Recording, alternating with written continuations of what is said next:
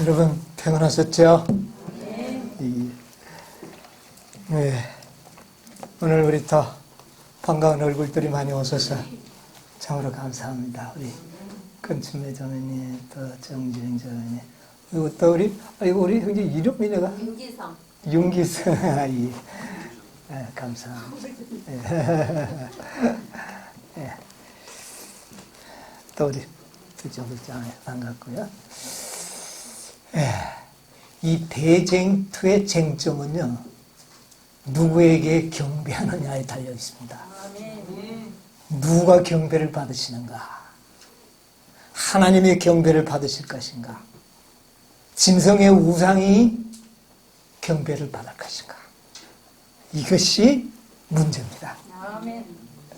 그 경배일은 어느 것입니까? 하나님을 경배하는 날은 안식일이요. 짐승의 우상을 경배하는 날은 일요일입니다. 어느 날에 예배 드릴 것인가? 이것도 대쟁투의 쟁점이 되고 있는 거죠. 여러분, 사단은 앞으로 하나님을 경배하는 날에 모이지 못하도록, 경배하지 못하도록 이런저런 구실과 문제들을 만들어서 우리를 참여하지 못하도록 앞으로 할 것입니다. 여러분, 오늘 교회 나올 때 주변 사람들의 눈치 보고 그렇게 했죠. 까닭 없이 그들이 우리를 미워합니다. 앞으로 이날을 지키는 자들은 세상의 저주의 표적이 된다고 하는 말이 여러분 이제 조금씩 실감을 하게 될 겁니다. 경험하게 될 것이에요. 예방주사 좀 맞아야 되겠습니다. 이번 기회에 믿음을 키우시는 그런 기회가 되시기 바랍니다. 극한 연병에서 우리를 구하시겠다고 약속의 말씀 우리에게 주셨습니다. 네. 범사에 조심하시되 걱정하지 마시고 하나님을 섬기는 일에 믿음을 행사하시게 되기를 바랍니다. 오늘은 누가복음 24장에 있는 말씀을 보도록 하겠습니다.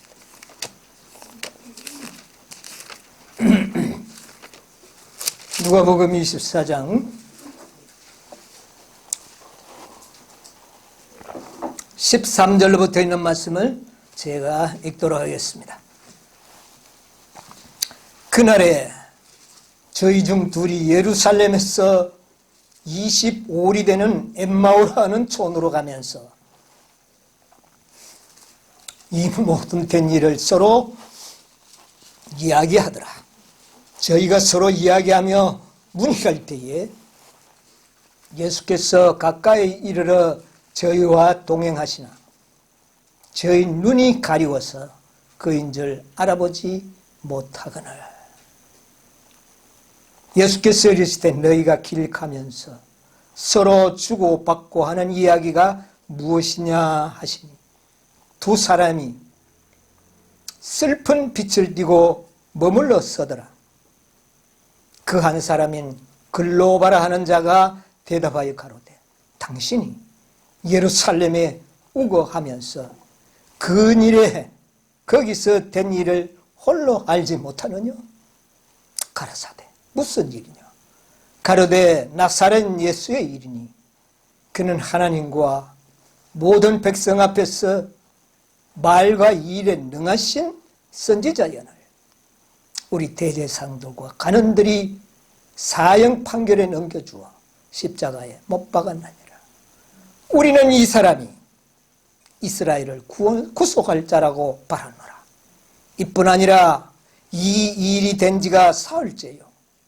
또한 우리 중에 어떤 여자들이 우리로 놀라게 하였으니 이는 저희가 새벽에 무덤에 갔다가 그의 시체를 보지 못하고 와서 그가 살았었다 하는 천사들의 나타남을 보았다 함이라.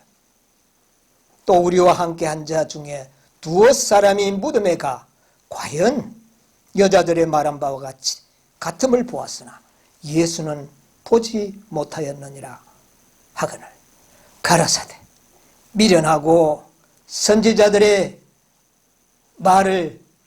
말한 모든 것을 마음에 더디 믿는 자들이요. 그리스도가 이런 고난을 받고 자기 영광에 들어가야 할 것이 아니냐 하시고, 이에 모세와 및 모든 선지자의 글로 시작하여 모든 성경에 쓴 바 자기의 하는 것을 자세히 설명하시니라. 20절까지만 읽겠습니다. 여러분, 27절. 여러분,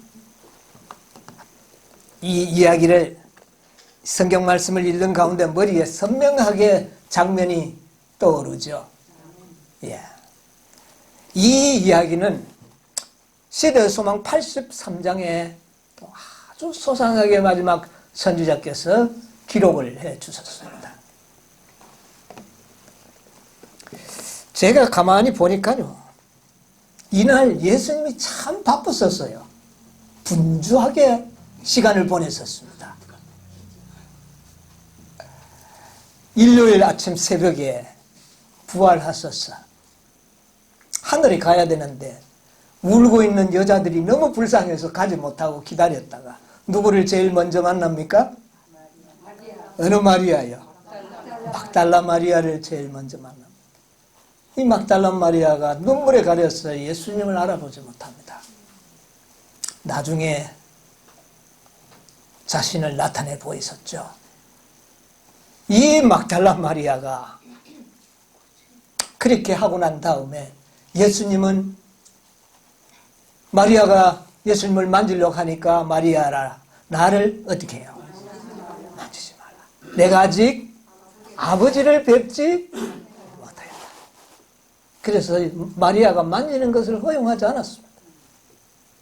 그 다음에 예수님께서는 즉시로 하늘에 올라가십니다. 몇 년 만에 하늘에 올라가시는 겁니까? 33년 반 만에 하늘에 올라갔습니다. 천군 천사들이 얼마나 반갑고 아버지 하나님이 얼마나 반가웠겠습니까? 33년 동안 밟아보지 못한 하늘, 그 거룩한 땅을 밟는 예수님은 감개가 무량하지 않았겠습니까? 그러나 예수님께서는 다른 어떤 천사들의 경배도 받지 않으시고 아버지께 나아가서 이 땅에 있는 당신의 제자들을 생각하고, 그리고 자신의 죽음이 인간들을 구속하는 일에 넉넉했는지를 하나님께 제가를 받으십니다. 아버지야, 나의 구속이 하나님의 공의를 이루었다면 이 땅에 있는 저 나의 사랑하는 백성들을 인쳐달라고, 그렇게 제가를 받고, 아버지의 제가를 받고 즉시 이 땅에 내려옵니다. 얼마나 머물렀을까요? 1시간도 꽤 머물지 않았어요. 1시간 머물 시간이 없었어요. 즉시 내려와서 막달라 마리아가 울고 돌아간 뒤에 또 그 앞에 누가 먼저 돌아갔습니까? 다른 여인들이, 천사들의 이야기를 듣고 예수를 보지 못한 여인들이 그 소식을 예루살렘에 전하기 위해서 걸어가는 그 여인들을 예수님이 도착하기 전에 또 만납니다. 그리고 난 다음에 여기는 또 24장에 보니까요, 시몬에게도 만났다고 그랬어요. 시몬 베드로가. 여기 보니까 34절 보세요. 24장 34절. 이거는 이제 모든 11제자가 다 모였을 때에 말하기를, 주께서 과연 살아나시고 시몬에게도 보이셨다 하는지라. 그러니까 이것이 이제, 그러니까 또 베드로에게도 만나 보여주셨어요. 다른 제자는 안 만났는데 누구는 또 만나줬어요? 베드로. 베드로가 얼마나 실망 중에 있겠습니까? 자기를 부인하고 정말 저주까지 했던 이 베드로가 얼마나 면목이 없겠습니까? 부활하셨다는 소문은 나는데 만나자니 얼마나 면목이 없겠. 그러나 예수님께서 그를 먼저 만나줬습니다. 참, 그 주님의 사랑은 우리가 얼마나 자상한 사랑인지 우리가 여기서 보게 됩니다. 그런데 아마 요 타임이 보니까요, 이 글로바와 두 제자가 엠마오를 갈 때는 예루살렘에서 엠마오까지는 약 12km 내지 한 13km가 되는 거리입니다. 그렇다면 거기에 도착하니까 어두웠다니까 아침 일찍이는 안 떠난 것 같아요. 그죠? 13km면 시간이 얼마나 걸어갈까요? 걸어가면? 13km면 한 3시간은 걸어가지 않겠습니까? 예, 뭐 걸어가면서 이야기도 하고 이렇게 뭐 주행랑을 치듯이 간다면 빨리 가겠지만 천천히 아마 그들은 슬픔에 겨워서 이야기하며 걸어가면 한 3시간은 되지 않았겠나. 근데 한 오후 제가 볼 때 한 3시, 우리 시간 한 2시쯤 출발해서 갔지 않았나. 그러니까 아침에 예수님은 그 막달라 마리아 만나고 그 다음에 다른 여인들 만나고 베드로를 만나고 난 다음에 이 두 제자를 또 어떻게 해요? 근데 다른 사람 다 잠시 만났는데 이 엠마오로 가는 두 제자는 3시간을 어떻게 해요? 동행하면서 이야기하는 시간이었어요. 그날 참 예수님 바빴죠. 삼층층 하늘 저 먼 북극성 저 너머 하나님의 보좌가 있는 곳에 갔다 오시네. 예, 이런 분주한 하루였습니다. 그래 지금 실망해서 가고 있는 이 두 제자에게 주님께서는 소망과 믿음을 주시기 위해서 이들을 만나게 되는 겁니다. 자, 이제 이것을 조금 우리 예내신에 기록된 그 장면들을 좀 읽어보면서 우리가 한번 생각을 해보도록 하겠습니다. 여러분 화이트석 누가복음 24장 13절로 15절 주석에 보면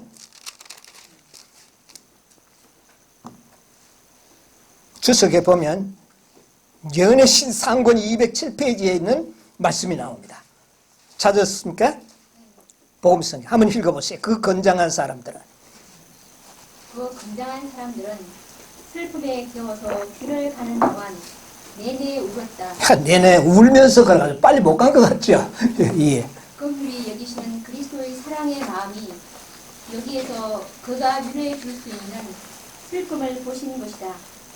그 제자들은 지난 며칠 동안에 있었던 사건들에 관하여 서로 논의하고 있었다.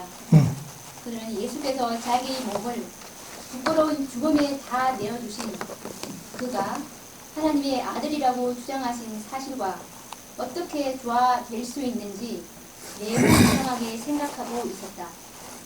한 사람은 주장하기를 그분은 절대로 위선자는 아니지만 그의 사명과 그의 미래의 영광에 관하여 자기 자신도 속고 있었다고. 예수님이 자신이 속고 있었다. 이렇게 의심이 들었다고 말해요. 예, 그 다음에. 그들 두 사람이 다 두려워하는 것은 예수님의 대적들이 예수님을 힐책한 말, 곧 저가 남은 구원하였어되 자기는 구원할 수 없도다라고. 이게 그때 당시에 제사장들이 한 말이죠. 너무나 꼭 맞는 말이 아닌가. 이게 진짜 아닌가. 그러나 그들의 의아심은 그분이 다른 사람의 마음을 읽으실 수 있으시다는 증거를 그들에게 거듭 보여주셨는데 그런 분이 자신의 마음을 읽는데 그렇게 잘못하실 수가. 남의 마음은 그렇게 잘 아시는 분이 자신의 마음은 그렇게 몰랐었는가 하는 것이었다. 그리고 여인네들의 그 이상스러운 보고는 그들을 더욱 큰 오리무중으로 밀어넣었다. 오리무중으로 밀어넣었다. 참 기가 차기다. 여러분 이 날이야말로 가장 이들에게 어떤 날이 되어야 했습니까? 기쁘고 즐겁고 복된 날이 되어야 할 그날에 이들은 오리무중에 빠져가지고 울면서 집으로 돌아갑니다. 그들은 생각을 해볼 때 도무지 이치에 맞지 않았어요. 하나님의 아들이 어떻게 저렇게 치욕스럽게 죽느냐고 말이에요. 하나님의 아들이 상상이 안 돼요. 다른 사람의 마음을 그렇게 잘 읽으시는 분이 왜 자신에 대해서는 그렇게 몰랐었는가? 남을 구원하시는 분이 왜 자신은 구원하지 못하는가? 의혹을 꼬리를 물고 일어나서 예수님이 살아나셨다는 직접적인 여인들의 보고를 받았지만은 환상을 보았습니다. 이렇게 되어버렸습니다. 여러분, 참 기가 찰 일. 누가요? 누가 이런 상태에 빠졌습니까? 제자들이. 원수들은요, 뭐라 그랬습니까? 아, 예수님이 죽으니까 이 자가 혹시 3일 만에 살아나라 했으니 혹시 살아날 줄 모른다. 이걸 기억했는데 왜 제자들은 기억을 못하느냐고. 제자들에게 이야기한 말인데 이 이야기는 기가 찹니다. 여러분, 이렇게 되겠습니까? 마지막 예수님이 재림 때에 마지막 제자들이 이렇게 되면 어떻게 되겠어요? 우리가 이렇게 되면 어떻게 돼? 이들은요, 깨닫고 다시 배워서 회개하고 돌이킬 시간이 있었어요. 그러나 여러분과 저는 어떻습니까? 우리가 실망해버린 그것으로서 우리는 더 이상의 은혜의 기회를 누리지 못합니다. 그래서 거듭 이 실패한 제자들의 경험에서 우리가 교훈을 받도록 하기 위하여 오늘 이 말씀을 기록한 겁니다. 아시겠습니까? 지난 안식일에 이어서 제가 오늘 또 말씀드리는 거예요. 자, 우리 시대의 소망 795페이지 엠마오로 가는 길, 예수께서 부활하신 날 거기서 한 5줄 밑에 내려오면 이 제자들은 그날 아침에 한번 읽어보세요. 이 제자들은 그날 아침에 그리스도의 시체가 무덤에서 없어졌다는 소식을 들었으며 무덤에 났던 여인들이 천사들을 보았을 뿐 아니라 예수님을 만났다는 보고를 들었다. 그들은 지금 묵상과 기도를 드리기 위하여 집으로 돌아가는 중이었다. 그들은 몹시 슬퍼하며 예수께서 재판받으시고 십자가에 못 박히시던 광경을 이야기하면서 저녁길을 걷고 있었다. 저희가 이처럼 크게 낙담해 본 일은 결코 없었다. 그들은 희망도 믿음도 없이 십자가의 그늘 속에 걸어가고 있었다. 예, 그것까지만 보겠습니다. 예, 이들이 가장 기뻐해야 할 그날에 그들의 믿음이 산산조각이 나가지고 절망 중에 집으로 돌아가는데 왜 집으로 돌아갈까요? 이제 소망이 없다. 그래도 그 동료들이 지금 예루살렘에 모여서 있잖아요. 제자들이 다 있는데 서로 모여서 있어야 되는데 왜 돌아가느냐 하면 너무 혼란스러운 겁니다. 너무 혼란스러워요. 어떤 사람은 봤다, 어떤 사람은 시체가 없더라, 뭐 온갖 말을 다 들었는데 혼란스러우니까 돌아가서 집에 가서 기도해야 되겠다. 묵상하며 기도하면서 내 마음을 좀 진정시켜 봐야 되겠다. 얼마나 참담한 마음으로 돌아가고 있었어요. 그러니 예수님이 이 제자를 그냥 집으로 돌려보낼 수가, 여러분 집에 가서 기도한다고 해결될 문제입니까 이게? 될 수 없는 거죠. 그래서 예수님께서 그를 따라와서 그들에게 대화를 하는 장면이 엠마오로 가는 이 말씀입니다. 십자가에 무엇을요? 그늘 속을 그들은 걸어가고 있다. 십자가의 광명한 빛 속에 걷는 것이 아니라 십자가의 그늘, 어둠컴컴한 뒷면을 걸어간다. 여러분, 오늘날 광명한 하나님의 약속의 말씀이 우리에게 주어졌음에도 불구하고 믿지 못함으로 흑암 속에서 혼란 속에서 살아가는 그리스도인들이 오늘날 얼마나 많습니까? 그들은 십자가의 어떤 속을요? 어둠 속을 걸어가는 자들로 표상되는 거죠. 예수님 기가 찼습니다. 자, 예수님께서 뭐라 그럽니까? 그 다음에 796페이지에서 90까지 한번 읽어. 가라사대 미련하고 선지자의 글을 한번 읽었어요. 796페이지. 가라사대 미련하고 선지자들의 말한 모든 것을 마음에 더디 믿는 자들이여. 그리스도가 이런 고난을 받고 자기의 영광에 들어가야 할 것이 아니냐고 하셨다. 이 행인이 누구이길래 그들의 속마음을 꿰뚫어보고 있어. 이 같은 열렬하고 친절하고 동정 어린 희망의 말을 할 수 있을까? 그런데 이 낯선 자의 이야기를 들으니까 예수님의 죽음이 우리에게 실망을 줄 이야기가 아니에요. 희망적인 이야기로 들리는 겁니다. 자, 하고 제자들은 경탄했다. 그리스도께서 배반당하신 이후 처음으로 그들은 뭐를요? 희망을 느끼기 시작했다. 예. 때때로 그들은 그 동행자를 열심히 바라보고 그의 말이 그리스도께서 하시던 말씀과 여러분 잘 보세요. 똑같다고 생각합니다. 같이 걸어가는데 이야기하는 말 들어보면 꼭 자기 죽으신 선생님이 하는 이야기가 똑같아. 그래서 그 얼굴을 물끄러미 바라보는데도 예수를 알아보지 못했어. 이 도대체가 이거 어떻게 된 겁니까 이게? 우리 선생님 이야기하고 똑같네. 그런데도 예수님을 어떻게 해요? 뭐 알아볼 얼굴이었을까요? 아니었습니다. 그의 육신은 변화되었지만 알아볼 수 있는 얼굴이었습니다. 그러나 예수님이 살아날 리가 만무하다고 생각하는 그 사람들에게는 예수님의 얼굴을 보았지만 알아볼 수가 없어요. 그래서 물끄러미 쳐다보면서도 몰랐어요. 자, 계속 보세요. 그들은 놀라움으로 가득 찼으며 저희 마음은 어떤 즐거운 기대로 고동치기 근데 시작했다. 가슴이 막 뜨거워지고 희망이 생기기 시작해요. 그리스도께서는 성경 역사의 바로 첫 장인 모세의 글에서 시작하여 모든 성경에서 당신 자신에 대한 말씀을 설명하셨다. 만일 예수께서 먼저 자기 자신을 그들에게 알게 하셨더라면 그들은 만족했을 것이며 그것으로 만족했을 것입니다. 그들은 만족했을 것이며 따라서 그들은 기쁨에 넘쳐서 더 이상 아무것도 갈망하지 않았을 것이다. 그러나 구약의 의식과 예언을 통해서 주신 예수님에 대한 증거를 저희가 이해할 필요가 있었다. 이 증거들 위해 저희 믿음을 세워야 한다. 아멘. 그리스도께서는 그들을 확신시키기 위하여 기적을 행하지 않으시고 제일 먼저 성경 말씀을 설명해 주셨다. 그들은 그리스도의 죽음으로 자신들의 모든 소망이 끝난 것으로 생각했다. 그러나 그분은 그것이 저희 믿음을 위하여 가장 힘있는 증거라는 사실을 선지자의 글에서 보여주셨다. 여러분, 어디에 우리의 믿음이 토대를 세워야 되겠습니까? 모세의 글로부터 선지자의 글.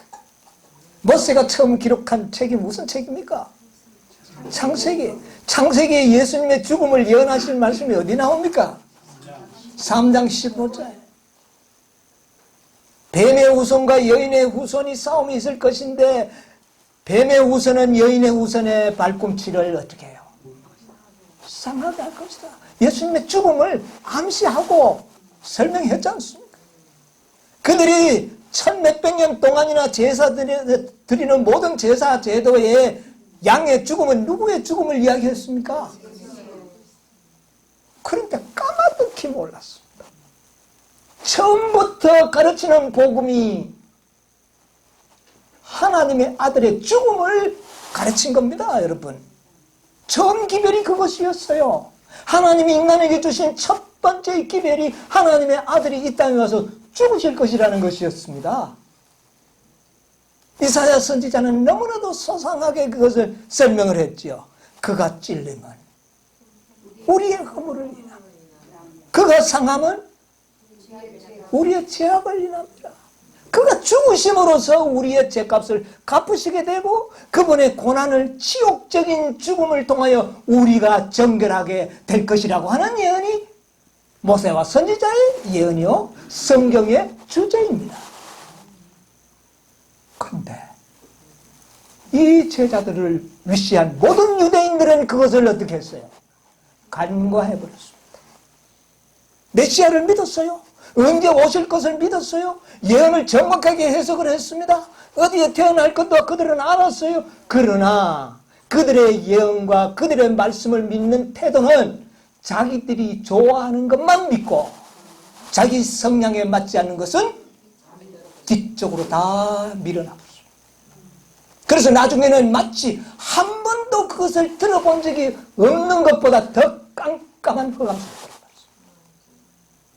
내가 3일 만에 다시 부활하리라 하는 말씀을 그렇게 이야기해 줬건만 원수는 기억하는데 제자들은요 기억하지 못하는 거죠. 왜? 그 시대의 교회가 그렇게 가르쳤기 때문에. 그 시대의 교회가 메시아가 오면 어떻게 될 것이라고. 영광스러운 메시아, 이 땅에 다윗의 보좌에 앉을 메시아, 온 세상을 통치할 메시아, 다윗의 보좌, 이런 자기의 구미에 맞는 것만 가르치고 그가 죽으실 것에 대한 모든 예언과 증거의 말씀들은 깡그리 다 뒷편으로 제껴버렸습니다. 그 결과 그들은 메시아를 죽이게 되고 그 결과 제자라고 하는 그들조차도 예수님의 부활을 전혀 믿지 못하는 것입니다. 여러분, 지난 안식일에 제가 말씀드렸습니다. 하나님의 말씀을 어떻게 연구하라고요? 감추인 보화를 찾듯이 열심히 쟁기를 가지고 밭을 갈아야 된다. 하나님의 말씀을 샅샅이 연구하라고 합니다. 여러분, 마지막 제자들이 그런 위험에 처하지 않도록 하기 위하여 예수님께서는 마지막 선지자를 통하여, 여러분 이 엠마오의 기록이라든가 이 마지막 사건들이 사복음 속에 아주 몇 줄밖에 없습니다. 이 누가복음이 가장 상세하게 기록을 했어요. 다른 마태, 마가 이런데 보면 그냥 한 줄밖에 안 나와요. 그런 것을 우리 엘렌 G 화이트는 이것을 굉장히 확대해서 이것을 우리에게 보여줍니다. 왜 보여주셨을까요? 마지막 하나님의 백성들은 이렇게 되면 안 되기 때문에 그런 겁니다. 그때 그들은 그렇게 돼도 다시 회복할 뭐가 있었어요? 시간과 기회가 있었어요. 그러나 마지막은요, 끝나버리는 겁니다. 그래서 마지막 하나님의 백성들은 하나님의 말씀을 연구하되 어떻게 연구해야 된다고요? 샅샅이 연구해야 됩니다. 여러분, 이스라엘 백성들이 간과해버린 그 부분의 진리 다 부인한 게 아닙니다. 메시아 자체를 부인한 게 아닙니다. 다만 뭐만 부인했어요? 고난받으시고 죽으시고 수치를 당하시는 이런 모든 예언들은 다 어떻게 했어요? 간과해버렸습니다.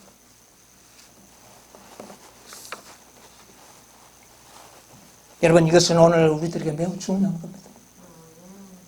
뭐 옛날에 그 제자들 그래 참 바보 같았네 이래가지고 우월심 가져야 큰일 날 일을 하고 있습니다.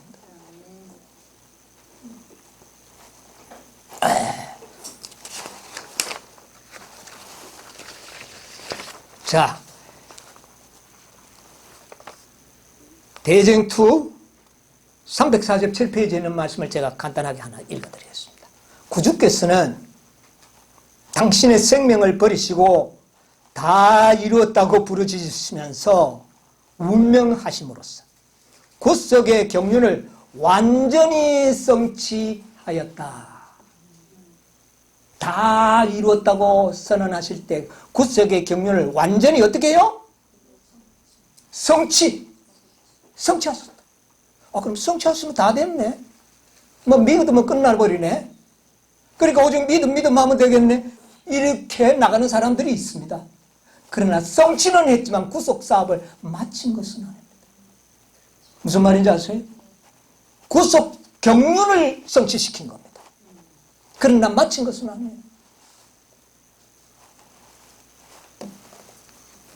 십자가에서 성취된 것은 어떻게 마치는지 우리가 연구해야 되지 않습니까? 안 되겠습니까? 어떻게 이 사업을 마치느냐? 하나님이 다 마치셨다. 주님이 다 마치셨다. 할렐루야 참여만 부르면 되는 겁니까? 어떻게 마치는지를 알아야 될까요? 모를까요? 알아야 됩니다. 알아야 됩니다. 어떻게 마치실까요? 구속 사업이 어떻게 마칩니까? 구속의 경륜은 성취되었어요. 그러나 구속 사업이 마친 것은 아니에요. 어떻게 마칩니까? 네. 가장 확실한 우리의 대답은 초기 문제 279페이지에 나오죠. 자, 어떻게 맞추는지 사사시 한번 봅시다. 우리 대충 알던 지식은 이제 다 내려놓고요. 사사시 한번 연구해 보자고요. 이 짧은 시간이지만. 자, 279페이지 보면 나는 천사들이 하늘에서 왔다 갔다 잘 들으세요. 사사시 봐야 합니다. 한 천사가 잉크통 뿔로 만든 것을 가지고 지구에서 돌아와 예수님께 자기의 일이 끝났음을 보고하고 성도들의 수가 차고 인치는 사업이 마쳤음을 보고했다. 그러자 나는 십계명이 들어있는 법궤 앞에서 봉사하시던 예수께서 향로를 내던지시는 것을 보았다. 그분은 그의 손을 치켜들고 다 이루었다 하고 큰 소리로 부르짖었다. 예, 거기까지요. 어떻게 맞춥니까? 자, 인치는 천사가 올라와서 이제 수요가 차서 인치는 사업을 마쳤습니다 하니까 중보하던 향로를 던지시고 다 이루었다. 그럼 구속사업 마친 겁니다. 이렇게 마치는 겁니다, 여러분. 뭐가 찼어? 14만 4천인의 수요가 차서 마지막 사람이 인을 받은 직후에 천사가 보고를 하니까 예수님은 향로를 던지신과 함께 다 이뤘다. 다 이뤘다. 이렇게 마치는 겁니다. 여러분, 중요한 겁니까? 안 하는 겁니까? 인치는 사업이 중요해야 안 해요? 중요합니다. 자, 인치는 사람의 수요가 차서 맞췄다고요. 그럼 몇 명인데? 자연스럽게 의문이 나옵니까? 안 나옵니까? 수요가 차서 인치는 사업이 맞췄다면 여러분 질문을 해야죠. 아, 그럼 몇 명이 인침을 받습니까? 몇 명이요? 어디에 그 대답이 나옵니까? 계시록 7장. 자, 이제 계시록 7장을 보자고요. 오늘 사사시 보겠습니다. 몰라서 보는 거 아닙니다. 사사시 보지 않으면 중요한 대목을 우리는 놓쳐버릴 수가 있습니다. 자, 계시록 7장.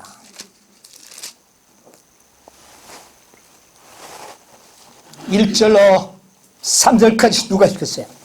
이일 후에 내가 네 천사가 땅 네 모퉁이에 선 것을 보니 땅의 사방에 바람을 붙잡아 바람으로 하여금 땅에나 바다에나 각종 나무에 불지 못하게 하더라. 또 봄에 다른 천사가 살아계신 하나님의 인을 가지고 살아계신 하나님의 인. 예. 해돋는 데로부터 올라와서 땅과 바다를 해롭게 할 권세를 얻은 네 천사를 향하여 큰 소리로 외쳐 가로되 우리가 우리 하나님의 종들의 이마에 인치기까지 땅이나 바다나 나무나 해하지 말라 하더라. 예. 이 인치는 천사가 예수님께 올라와서 수요가 차서 어떻게 해요? 사업을 마쳤습니다. 그러니 예수님께서 다 이루었다. 십자가에서도 뭐라 그랬어요? 다 구속의 경륜을 성취시켰어. 다 이루었어요. 이제는 뭐가 마치는 겁니다? 구속 사업이 마치는 겁니다. 하나님의 계획은 다 이루어졌다. 그러나 그 계획이 마치는 것은 수요가 찰 때 마치는 겁니다. 자, 이 대화를 3절 대화를 제가 좀 여러분에게 말씀드려요. 자, 사방에 바람을 붙드는 천사가 있어요. 이들은 바람이 뭐죠? 전쟁과 재난. 인치는 사업이 진행될 수 없는 큰 사건이 일어나지 못하도록 바람을 붙드는 천사를 네 천사로 상징을 합니다. 그 천사를 향하여 살아계신 하나님의 인을 가진 천사가 어디로부터? 해 돋는 데로부터. 해 돋는 데는 어디입니까? 동쪽은 누구를 상징하죠? 이 천사는 예수님이 보낸 천사라고 말입니다. 예수님께로부터 보냄을 받은 천사가 네 천사를 향하여 말하기를 우리가 인치는 일을 끝낼 때까지 바람을 어떻게 해요? 붙잡아 달라 요청을 합니다. 네 천사에게. 그러면 네 천사가 당연히 뭐라고 합니까? 그러면 몇 명을 인을 칠래? 여러분 확실합니까? 안 합니까? 인치기까지 붙들어 달라고 하면 기한이 없잖아요. 얼마나 치는지를 네 천사가 알아야 될까요? 몰라야 될까요? 알아야 되죠. 몇 명이나 인을 칩니까? 물어보니까 자 4절 내가 인맞은 자의 수를 들으니 이스라엘 자손의 각 지파 중에서 인맞은 자들이 14만 4천이니 이 말이 네 천사에게 살아계신 하나님의 인을 가진 천사가 대답하는 말을 요한이 들은 겁니다. 여러분. 아시겠습니까? 여기에 가장 핵심적인 대화가 뭡니까? 인을 치는 사업인데 몇 명을 인을 칠 것이냐가 7장의 핵심의 주제입니다. 그래요, 안 그래요? 이 수요가 차면 구속 사업이 이제는 어떻게 해요? 맞죠? 몇 명은 인을 칠 건데 14만 4천이니라고 하는 그 말을 요한이 계시 중에 듣는 겁니다. 확실히 들었는지 안 들었는지 또 한번 확인을 해봐야 돼. 또 이 요한이 늙어가지고 귀가 희미해서 잘못 들을 수는 있지 않습니까? 자, 보니까 5절부터 유다 지파에서 1만 2천, 또 루벤 지파에서 모든 12지파에서 몇 명? 합계. 요한이 정확하게 들었습니까? 정확하게.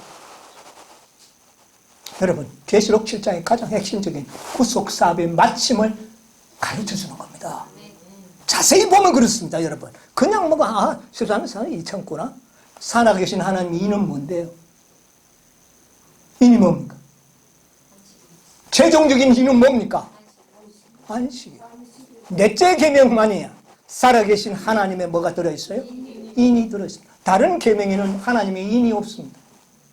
넷째 계명만 나 여호와가 하늘과 땅과 바다와 자신의 창조주와 통치 영역과 자기의 이름을 확실하게 밝혀냅니다.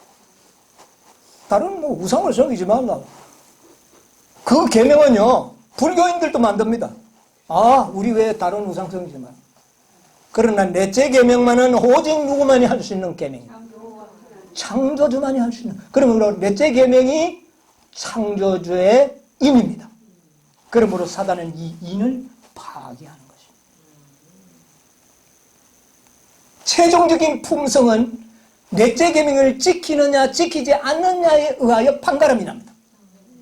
내가 아무리 품성이 좋다. 품성이 좋아도 뭐 안 지키면 안식일을 안 지키면 하나님께 충성하는 자가 아니라는 것이 판결이 나는 겁니다. 그래서 모든 품성이 하나님께 충성도가 무엇으로 판가름이 납니까? 안식일을 지키는 것으로 나타납니다. 아시겠습니까?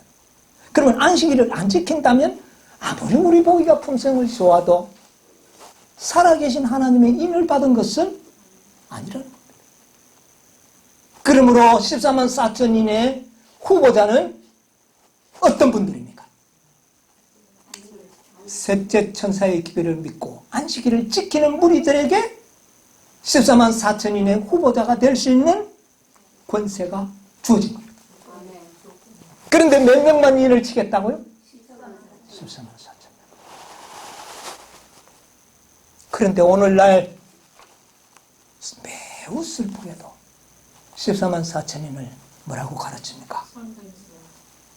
상징수인데 그들이 누구라고요? 헬 수 없는 무리와 같은 거다. 헬 수 없는 무리를 14만 4천이나 그랬다. 이렇게 가르치는 것이 오늘날 셋째 천사의 기별을 믿고 있는 백성들이 대부분이 그렇게 믿고 있습니다. 얼마나 그들이 나중에 실망할 것입니까? 그들이 뭐라고 이야기할까요? 나중에 너무 늦었다. 너무 늦었다. 너무 늦었다. 회복할 시간이 없다는 겁니다. 이런 일이 반복되지 않도록 하기 위하여 우리는 샅샅이 이 문제를 연구해야 합니다. 몇 명이 인을 받을 거냐? 헬수 없는 무리가 인받는다. 이건 전혀 이 계시록 7장과는 의미가 맞지 않습니다. 상징적이다. 여러분, 상징이란 말이 뭡니까? 상징이란 단어의 뜻이 뭐예요? 영어로 말하면 심벌인데, 심벌. 예를 들어서 대한민국의 심벌이 뭡니까? 태극기죠. 태극기 보면 누구를 딱 대한민국에서 그게 심벌이에요. 상징이라면은 심벌이라는 말입니다. 그러면 14만 4천이 심벌이다. 상징이다. 이거 깊이 우리 좀 생각을 해야 됩니다. 여러분, 수요가 심벌이 될 수 있습니다. 수요도. 3이라 그러면 3위 하나님. 심벌입니다. 그렇죠? 또 7. 완전수. 3위 하나님은 완전하신 분이다. 수요만 보면 딱 하나님, 3위 하나님과 그분 성품의 완전하심을 심벌로 나타냅니다. 그렇죠? 그런데 그 심벌을 나타내기 위해서는 정확하게 숫자는 어떻게 기록해야 됩니까? 정확하게 숫자는 3이어야죠. 2를 나놓고 하나님은 4분 이렇게 말할 수가 없어요. 그 심벌을 정확하게 나타내기 위해서는 수요가 정확해야 됩니다. 그 다음에 12 심벌입니다. 12를 보면 성경에 12, 10이라면 누구를 연상합니까? 12제자, 12지파. 그렇죠? 자, 우리 고린도전서 15장에 있는 말씀 하나 보겠습니다. 고린도전서 15장 5절.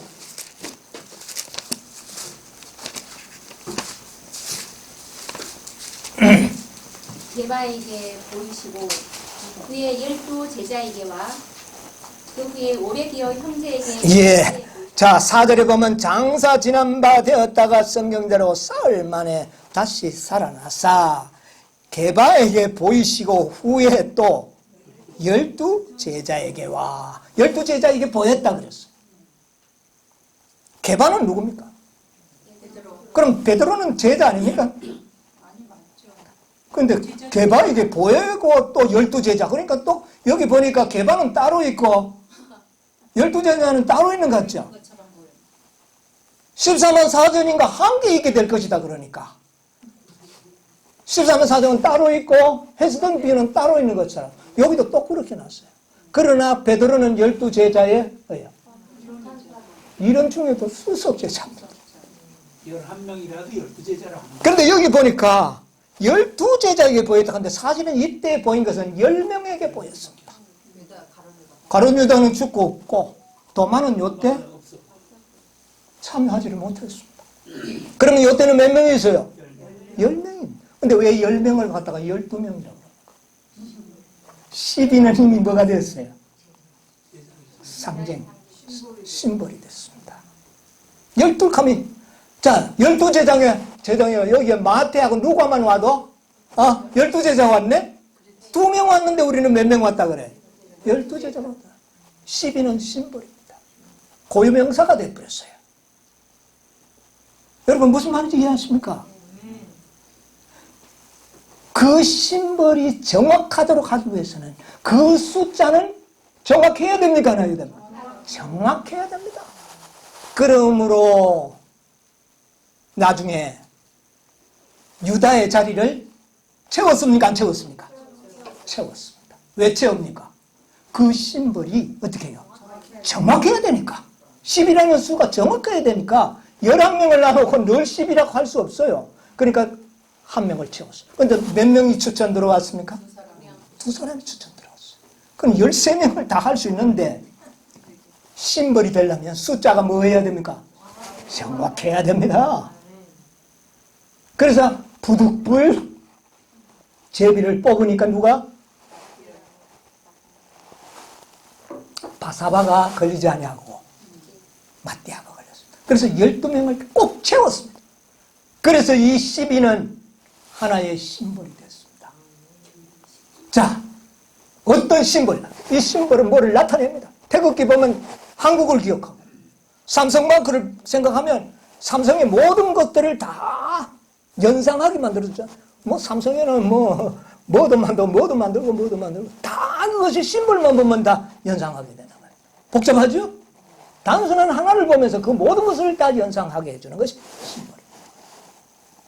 이 12는 교회를 상징합니다. 자, 그러면 14만 4천인은 어떻게 될까요? 14만 4천인은 심볼입니다. 상징 맞습니다. 상징 맞아요. 그런데 심볼입니다. 그러면 그 수요가 어떻게 돼야 될까요? 정확해야 되나지 영원토록 그게 뭐가 될까요? 심볼이 되고 기념이 되는 겁니다. 14만 4천 일명인데 심볼이 될 수 있습니까? 안 되죠. 안 되는 겁니다. 자, 하늘에 갔을 때 14만 4천 명이 말입니다. 한 100명이 여기 왔어요. 그러면 100명을 보고 우리는 뭐라고 이야기할까요?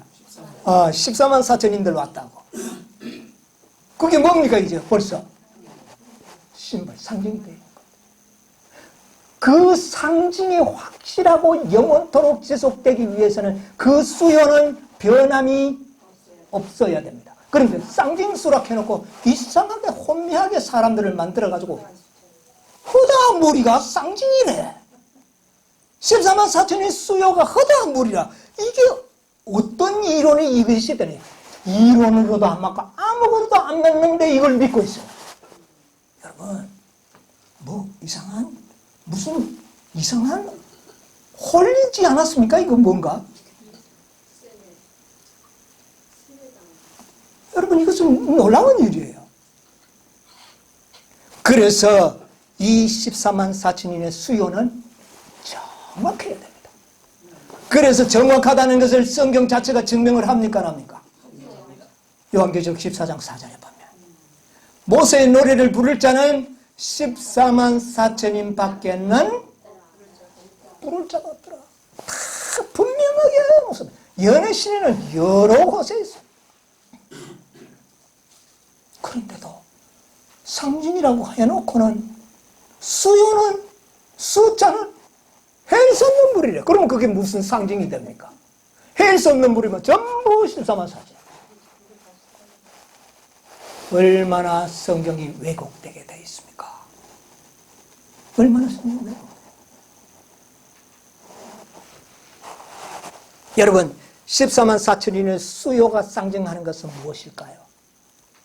14만 4천인 수요가 상징하는 것은, 이 수요는 바로 승리한 남은 교회. 14만 4천. 또 그 다음에 짐승과 그의 우상을 이긴 자, 구속의 열매, 흠과 점이 없는 자, 구속의 노래를 부를 자, 또 처음 익은 땅에서 익은 사람 중에서 익은 열매, 이런 숱한 많은 의미들이 14만 4천이라는 그 수요의 상징 속에 다 들어있는 겁니다. 그렇도록 하기 위하여 이 숫자는 정확해야 될까요? 안 해야 될까요? 정확해야 할 숫자를 오늘날은 허다한 무리라고 말해버립니다. 어떻게 수요가 허다한 무리가 될 수 있어요? 입맞은 자가 몇 명이냐고 내 천사들이 물을 때 살아계신 하나님의 인을 가진 천사가 14만 4천이니 이렇게 대답을 했는데 그걸 상징이라고 해요. 그걸 믿고는 있다고 말입니다. 실망하겠어요? 안 하겠어요? 허다한 무리라면 이야, 구원 얻을 가능성이 상당히 많은 것 같아 느껴져요. 정신 자세가 달라져 버리죠. 여기 어떤 분이 저희한테 항의 전화를 이렇게 왔어요. 성경에는 14만 4천 명이라든가 14만 4천인이라는 말이 없대요. 그거는 너희들이 만들어낸 꾸며낸 말이라고 그래요. 그래서 내가 기가 차서 제가 성경을 한번 찾아봤습니다. 지금 우리 성경 저 서점에 가면 우리말 쉬운 말 성경이 많이 팔리고 있죠. 젊은 아이들은 전부 그 성경 보면. 거기에 보면 7장 4절을 이렇게 번역을 해놨습니다. 그때 나는 그 하나님의 도장이 찍힌 사람들의 수요가 14만 4천 명이라는 소리를 들었습니다. 그들은 이스라엘 지파의 각 지파 가운데서 나온 사람들이었습니다. 이렇게 번역을 해놨습니다.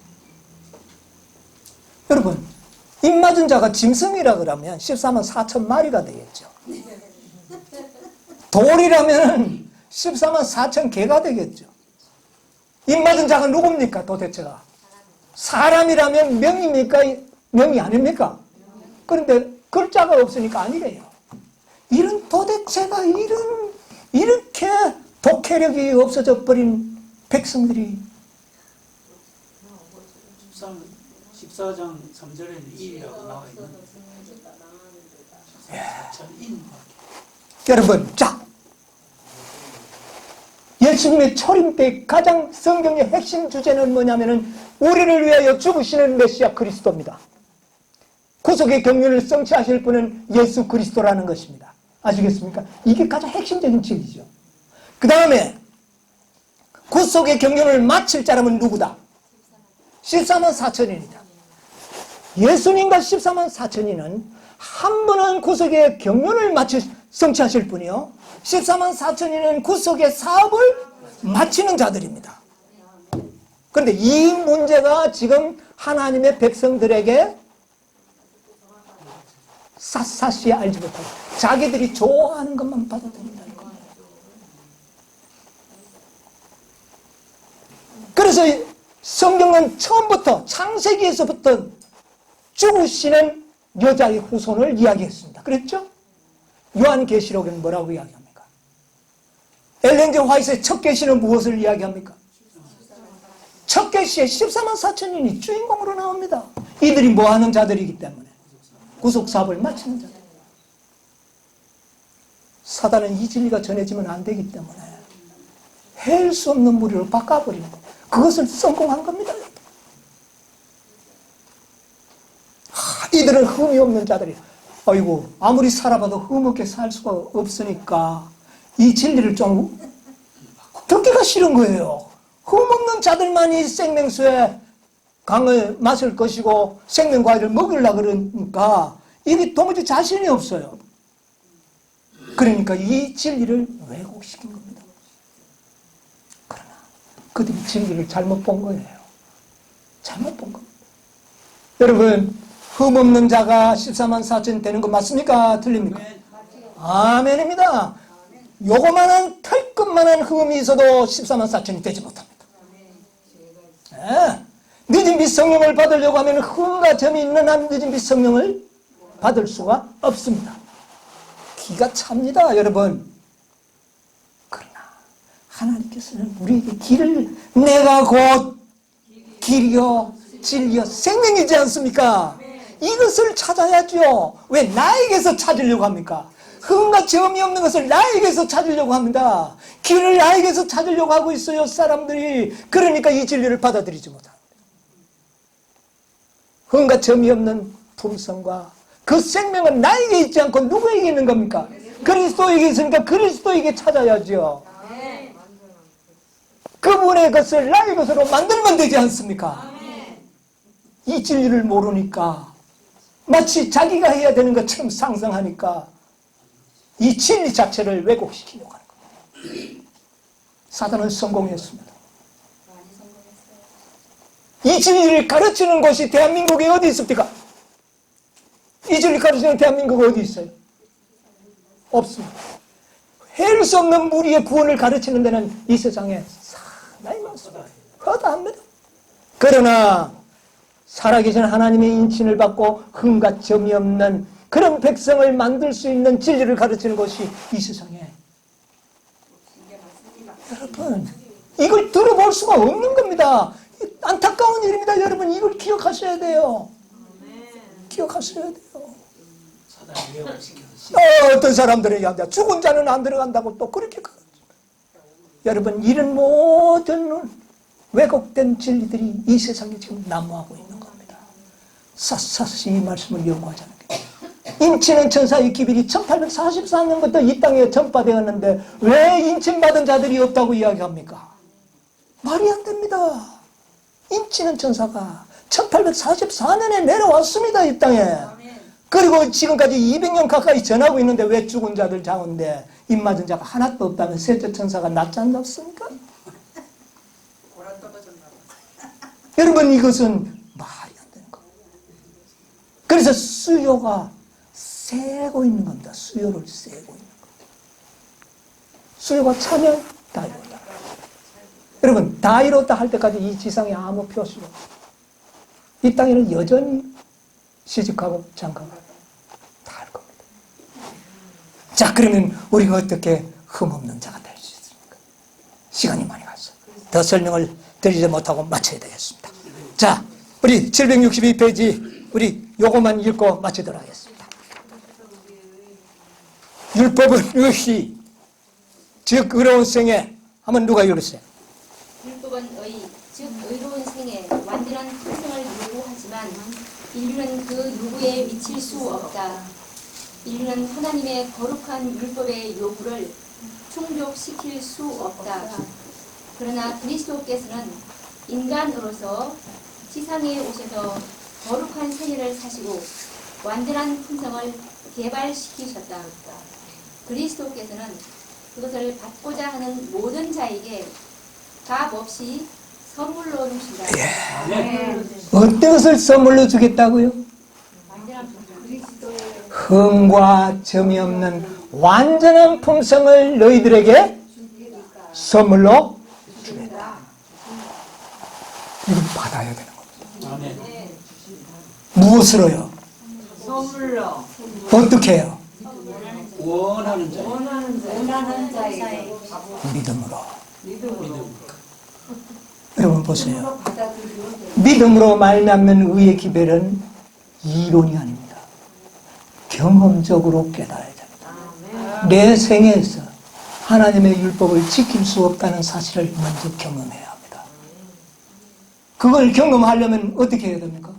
내 생에서 율법을 지킬 수 없다는 것을 경험하려면 지키려고 정말 누구처럼 모든 일을 다 해보고 해봐도 안 되는 자들이 이 진리를 깨닫습니다. 이거 경험 없이 받아들이면 어허 됐네. 구원파가 되어버리는 겁니다. 믿음으로 말미암는 너희는 경험해요. 정말 흠과 점이 없는 생애를 살아보려고 너희들도 그렇게 살 수 있다고 했기 때문에 그 말을 믿고 살아본 자들은 아무리 해도 죄는 뭐 크게 죄 지은 거는 없어요. 없는데도 완전한 느낌이 안 들어요. 여러분 그래요 안 그래요? 나는 하루 종일 살았는데 뭐 죄 지은 거는 없는데 그래도 완전하다고 할 수가 없어요. 죄를 짓는 사람은 뭐 아무런 의미가 없고요. 경험으로 깨달아야 됩니다. 율법을 지킬 수 없다는 것을 경험으로 깨달아야 됩니다. 그것은 곧 죄를 짓지 않기 위하여 아주 불철주야로 백절불굴의 노력을 해본 자들이 이것을 깨닫게 될 때에 선물로 준다 할 때 그것이 선물입니다. 값진 선물이 되는 거예요. 안 그러면 그 노력이 없고 경험하지 않는 자들은 값없는 선물. 그건 가치 없는, 값없는 선물이 아니라 가치가 없는 선물이다. 그리고 그것을 얻기를 간절히 원하는 자에게 주는 거예요. 여러분 원합니까? 얼마만치 원합니까? 말로만요? 아니요, 목숨 내놓고 원합니다. 여러분 우리의 생애가 그것을 원한다는 것을 증명을 해야 됩니다. 하나님이 몰라서가 아니라 여러분 스스로가 여러분의 믿음이 확실한지를 행동으로서 나타내야 되는 겁니다. 그때에 그들에게는 이 품성이 그들에게 뭐로 주어진다? 선물로. 이 품성에 늦은 비를 부으시는 겁니다. 이 품성에 늦은 비를 부는 거예요. 이 선물을 소유한 자들에게 늦은 비를 부으는 겁니다. 이런 자들이 14만 4천이 되는 겁니다. 그래서 넷째 천사를 경험해야 됩니다. 넷째 천사가 뭘 이야기하는지 아십니까? 우리도 예수님과 같은 생애를 살 수 있다. 오늘 세상에 많이 가르치잖아요. 개운동이나 생애 밑에서. 그러나 해보니 됩니까? 안 되죠. 그걸 경험해야 돼. 그래서 안 되는 사람은요, 그게 완전하다고 막 이렇게 우깁니다, 이제는. 뭐 속에 있는 그런 원죄적인 그런 이야기들은 다 소용없다. 행동만 죄다고 생각하니까 내가 완전한 것 같아. 여러분, 행동으로는 죄 안 지을 수 있습니다. 예, 행동으로 죄 안 지을 수 있어요. 그러나 마음에 불쑥불쑥 솟아오르는 이기심, 탐심, 미움, 시기, 질투 이런 것들은 억제할 수가 없어요. 우리 인간들의 마음속에서. 열매가 안 맺힐 뿐이지 있는 겁니다. 그게 있는데 어떻게 내가 완전하다고 할 수 있습니까? 그리스도와 같지 않는 것은 다 불완전한 거 죄입니다. 죄가 뭔지 아십니까? 그리스도와 같지 않는 것은 다 죄라 그랬어요. 뭔 말인지 아시겠습니까? 그러므로 오직 우리의 구원은 누구? 살아계신 하나님의 인침의 품성은 누구에게 받아야 됩니까? 그리스도의 선물로 받아야 됩니다. 아버지여, 나에게서는 주님의 급하게 나의 의는 그리스도 있습니다. 거기에 늦음이 없습니다. 그 진리를 깨달은 자들이 14만 사천이 될 거예요. 여러분, 이 선물을 받으시게 되기를 바랍니다. 이 선물을 기꺼이 받는 자들을 주님께서는 그렇게 만드실 것입니다. 율법의 요구가 이루어지게 하시는 것이다. 되는 것은 분명합니다. 그럼 선물로 받는 자들이 될 것입니다. 여러분, 성경을 다시 한번 사사시 연구하시오. 이 놀라운 진리 안에서 평강 누리시고 우리 다 영광스러운 주님의 구속 사업을 마치는 일에 함께 동참하시게 되기를 간절히 바라면서 말씀을 마치겠습니다. 찬송과 영광과 존귀를 받으시기에 합당하신 하늘에 계신 우리 아버지, 아버지 은혜를 참으로 감사합니다. 오 아버지여, 지금 이 세상은 무서운 질병으로 인하여 참으로 인생들이 공고한 가운데 있습니다. 아버지여, 우리 인생들을 불쌍히 여겨 주시옵소서. 아버지여, 주님의 인치는 천사가 이 인치는 사업을 마치기까지 주여 이 땅의 사방에 바람을 붙잡아 주시고 주님의 사업이 아무 지장 없이 성취될 수 있도록 주님 축복하여 주시옵소서. 오늘도 가장 부족한 저희들 아버지의 존전으로 불러주시고 생명의 말씀 아버지여, 이 시대에 반드시 알아야 할 귀한 진리를 우리에게 깨닫게 해 주셨사오니 감사합니다. 주님이여, 우리는 엠마오로 돌아가는 제자들, 12 제자들처럼 가장 기뻐해야 할 그날에 그들의 희망과 믿음이 산상조각나는 그런 자들이 아버지여 될까 두렵습니다. 그러나 그들은 희망이 있었던 것은 그들은 다시 말씀을 공부할 수 있는 시간과 기회가 있었습니다. 그러나 아버지여, 앞으로 우리가 겪어야 할 경험은 만약에 그날에 우리가 실망한다면 더 이상 우리는 말씀을 배울 기회가 없다는 것을 압니다. 말씀의 기근이 올 것이라고 우리에게 분명히 말씀하셨습니다. 한 말씀도 얻지 못할 것이라고 말씀하셨습니다. 주여, 우리가 이때의 아버지의 말씀을 샅샅이 연구하고 진리의 말씀을 연구할 수 있도록 도와주시고 진리의 말씀에 우리의 믿음의 뿌리를 깊이 내릴 수 있는 저희들이 되도록 주여 도와주시옵소서. 오늘도 진리를 찾고 빛을 찾는 영혼들에게 아버지여 함께 해주시고 이 밝은 빛으로 영혼들을 인도하여 주시옵소서. 주님, 참으로 오늘날 주여 이 역병 가운데 아버지의 모든 주의 이름을 부르는 영혼들을 지켜 보호하여 주시옵소서. 주님이여, 이 모든 재난들이 속히 지나갈 수 있도록 주여 우리 인생들에게 자비를 베풀어 주시옵소서. 오늘 나오지 못한 영혼들이 있습니다. 주여 그 영혼들에게도 함께하여 주시고 주여 우리와 함께 이 귀한 은혜를 누릴 수 있도록 축복하여 주시옵소서. 이제는 아버지의 무한하신 사랑과 우리 주님의 말로 다할 수 없는 은혜와 성령의 감화 교통하심이 이제로부터 영원토록 주여 당신의 사랑하는 백성들과 함께하여 주시옵기를 예수님의 이름으로 간절히 기도하옵나이다. 아멘.